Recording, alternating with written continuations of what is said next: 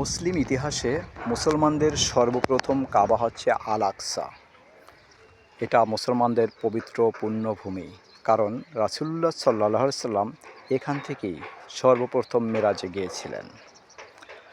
আর মুসলিম ইতিহাস ঐতিহ্যকে ধ্বংস করার জন্য ইহুদি ও খ্রিস্টান চক্র পৃথিবীর শুরু থেকেই উঠে পড়ে লেগে, এবং এরই ফলশ্রুতিতে তারা সর্বপ্রথম গঠন করেছিল ইহুদি রাষ্ট্র ইসরায়েল।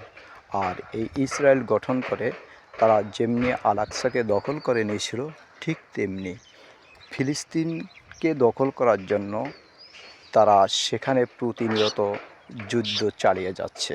সেই যুদ্ধে মারা যাচ্ছে দুধের শিশু, মুসলিম নারী ও মুসলিম বৃদ্ধ।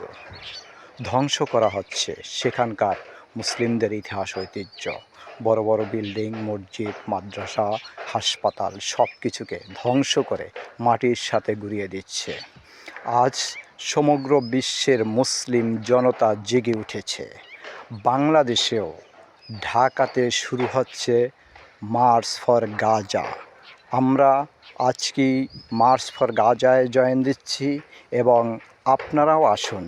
সকল মুসলিম ভাইদেরকে আহ্বান জানাচ্ছি, আপনারা সকলে আসুন মার্চ ফর গাজায়, এবং সোচ্চার হয়ে আওয়াজ তুলুন, ইসরায়েল নিপাত যাক, ইহুদি নিপাত যাক, মুসলমানদের জয় হোক।